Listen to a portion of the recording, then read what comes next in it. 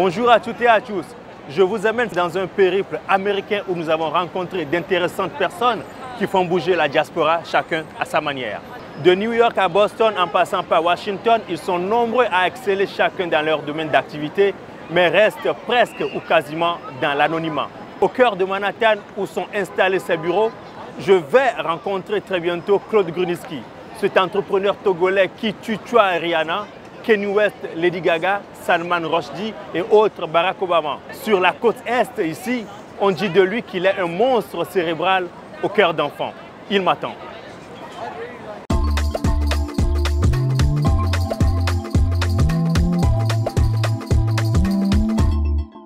Je m'appelle Claude Grunitzky, je suis né à Lomé et j'ai grandi un peu partout.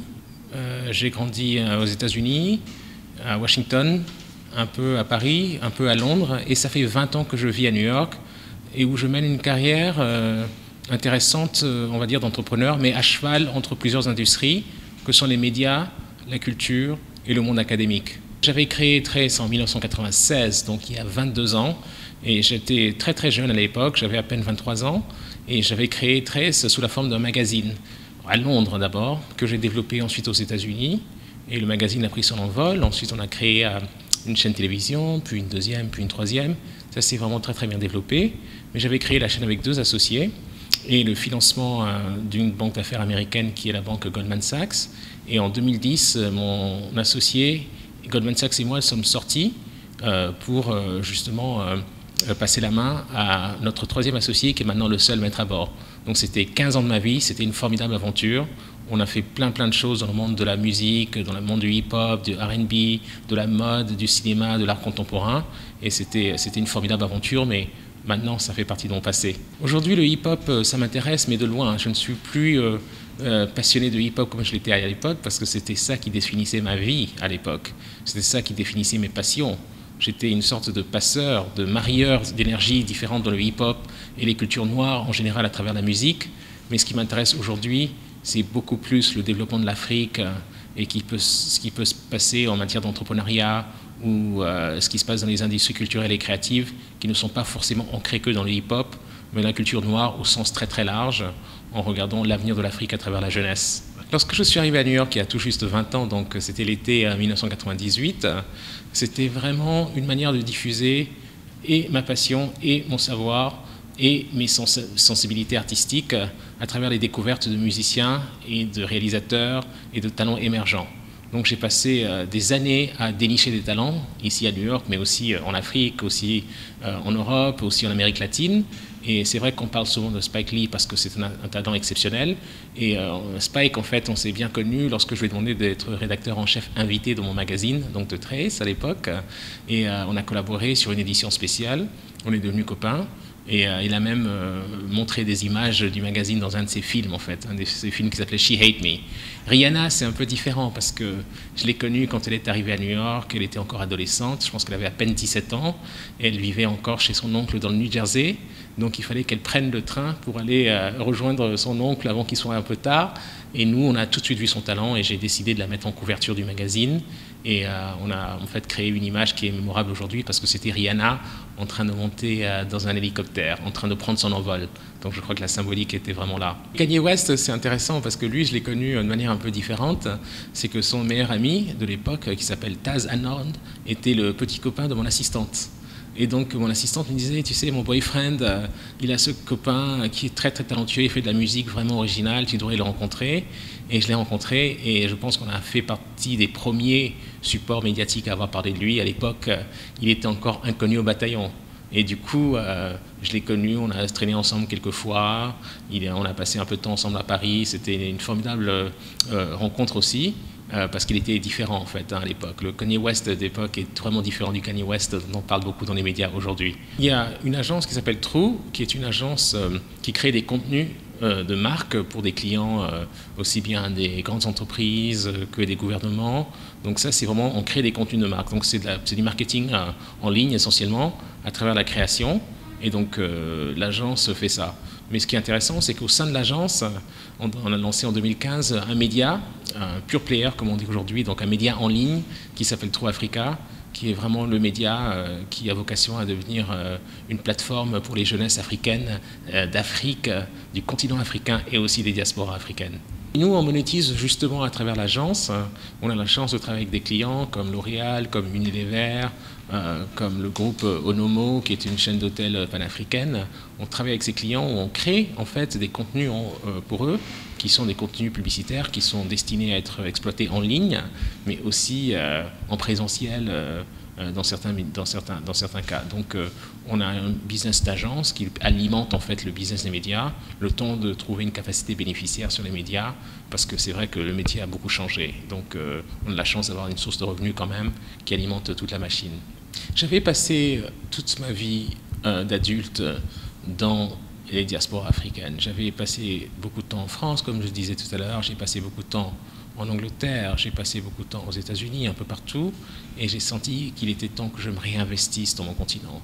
Parce que j'oublie pas que je suis un enfant de Lomé, je suis né à Lomé, mes parents sont tous les deux togolais, et je ne peux pas, sous prétexte d'être devenu français, d'être devenu américain, me sentir un peu déraciné au final, parce que j'ai plein de copains ici aux États-Unis qui ont plutôt bien réussi, mais qui ne s'investissent pas du tout dans l'avenir du Togo, parce qu'ils ont en fait fait table rase et tourné la page. Le Togo fait partie de leur passé, alors que pour moi, le Togo, c'est plutôt l'avenir, plutôt que de voir ça comme le passé. Moi, je ne suis pas le type de personne qui abandonne facilement. Donc c'est vrai que le contexte est toujours très compliqué au Togo, que les choses prennent un peu plus de temps à se mettre en œuvre, en tout cas beaucoup plus de temps qu'ici à New York, ou à Londres, ou à Paris, des villes que je connais très bien, où j'ai beaucoup travaillé. Mais la réalité, c'est que quand on se tue à la tâche comme moi, et qu'il y a la force au travail, la valeur au travail, et ben, ça finit par marcher. Donc j'ai entrepris beaucoup de choses au Togo, y compris dans le domaine de l'entrepreneuriat des jeunes, où j'ai créé donc une association des jeunes entrepreneurs du Togo, avec un forum annuel depuis 2013, depuis 5 ans.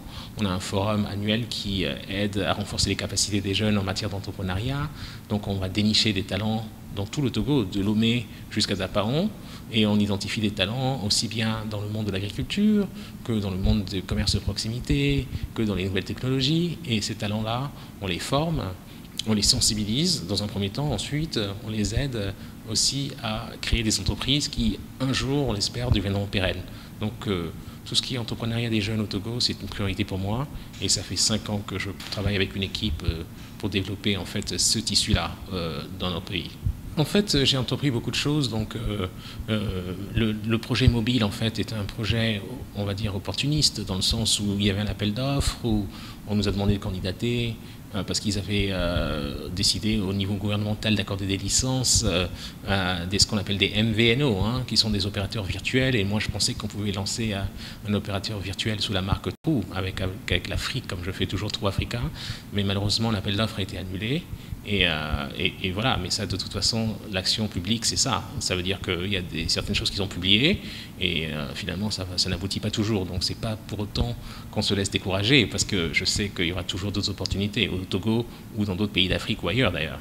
En fait, il y a la structure qui est l'agence qu'on a créée, donc l'association des jeunes entrepreneurs du Togo, qui travaille aussi avec l'agence pour les aider à monter en puissance. Et donc nous, notre mentorat, c'est vraiment un accompagnement personnalisé, où on les met en relation déjà avec d'autres entrepreneurs pour qu'il y ait une sorte d'écosystème qui se crée comme ça au niveau des grandes villes du Togo.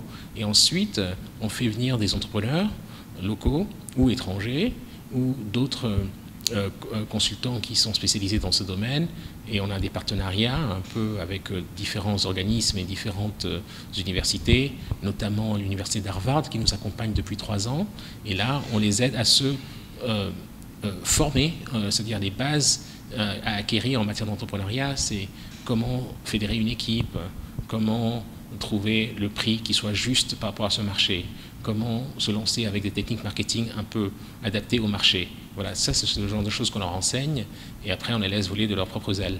Je gère mon temps en étant extrêmement organisé. Voilà, ça fait des années que je travaille beaucoup, ça fait plus de 20 ans que je suis chef d'entreprise. C'est-à-dire que quand on est chef d'entreprise, il faut savoir prendre des décisions rapidement. Donc il y a mon aspect organisationnel qui est très très poussé parce que ça fait des années que je fais ça et que je gère des hommes et des projets. Mais à côté de ça, je m'accorde des plages pour mes projets personnels qui sont justement le fait de pouvoir enseigner à Harvard ou le fait de pouvoir accompagner en tant que mentor des jeunes entrepreneurs du Togo et d'autres pays d'Afrique. C'est vraiment important pour moi. Et par ailleurs, le travail que je fais avec M. Robert Wilson sur la fondation Watermill, où je suis président de cette fondation qui est dédiée à la création contemporaine. C'est un décor qui est propice à la création artistique et je passe aussi beaucoup de temps à Watermill à aider et accompagner ces jeunes artistes pour qu'ils puissent créer des œuvres extraordinaires. Et en fait, j'ai rédigé avec un collectif 2 ouvrages dédiés au transculturalisme et je ne suis pas le père, mais je suis quelqu'un qui l'a beaucoup promu depuis une quinzaine d'années. Et en fait, c'est le métissage culturel. Pour vraiment simplifier, c'est les rencontres qui font qu'il y a des créations qui sont plus fertiles à partir du moment où on fait se confronter des différentes cultures. Et moi, je suis partisan justement de ce type de rencontres et ça crée parfois des œuvres absolument incroyables. Et que ce soit dans le monde littéraire, dans le monde cinématographique, dans le monde musical, ça crée des choses formidables et je suis témoin de ça en tant qu'éditeur, en tant que journaliste et en tant que meneur de projet depuis pas mal d'années. Vous parlez de vous au finish? Oui, je parle de moi parce que j'ai mes multiples identités, mais avoir multiples identités ne veut pas dire qu'on n'a pas conscience de qui on est. Je suis ancré dans mes valeurs togolaises, même si j'ai pu puiser le meilleur de la culture française, de la culture anglaise, de la culture américaine et des cultures que j'ai pu découvrir à travers mes voyages dans le monde entier. Je m'abstiens en général de faire des commentaires en fait sur la situation politique, mais tout ce que je peux dire là-dessus, c'est que c'est très compliqué le Togo. C'est un pays vraiment très compliqué au niveau politique. Les choses ne sont pas simples et ce qui est dit dans les médias n'est pas toujours conforme à la réalité de ce que moi je vois sur le terrain avec mes nombreux voyages au pays. Donc c'est vrai que la situation est complexe, mais je pense que ça va se simplifier dans les mois à venir. Mon rêve, en fait, pour être très concret, c'était d'enfin pouvoir fonder une famille et de pouvoir être père de famille, ce que je suis désormais depuis 9 mois, parce que on a maintenant, ma femme et moi, on a un fils qui a 9 mois aujourd'hui, et c'était vraiment ça le rêve ultime pour moi. Donc le plus important, c'est d'être un père honorable, qui se transmette de très très bonnes valeurs à son fils, et qui puisse être fier de ce que son père a pu faire, non seulement pour le Togo, mais aussi pour le monde, et l'univers des médias, et l'univers de la culture au sens très très large. Satisfait n'est pas la même chose pour moi que heureux, donc je dirais heureux, mais encore insatisfait, parce que j'ai encore des choses à faire dans le domaine professionnel, même si j'ai pris beaucoup d'avance ces 2-3 dernières années sur ce que je vais faire sur le plan personnel.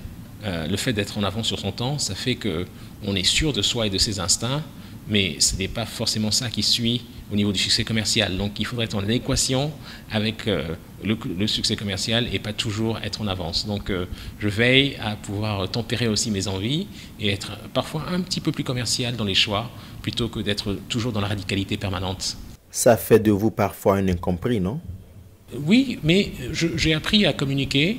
Et en communiquant, j'en apprends plus sur moi-même. Donc comme je suis très à l'écoute et que je passe beaucoup de temps à écouter les jeunes, à écouter les différentes perspectives des différentes cultures dans lesquelles je m'immisce, ça me permet d'avoir un point de vue un peu plus large et une vision un peu moins biaisée de ce que peut devenir le monde à l'avenir. Le conseil que je peux donner aux jeunes, parce que pour moi, aujourd'hui, l'essentiel, c'est vraiment comment je peux transmettre certaines valeurs à la jeunesse et leur permettre à eux aussi de réaliser leurs rêves comme moi, j'ai pu le faire, c'est vraiment de ne pas abandonner et de garder en tête ce rêve plutôt que justement de se les emporter par le doute et toutes ces personnes qui vous diront que l'échec est la seule solution.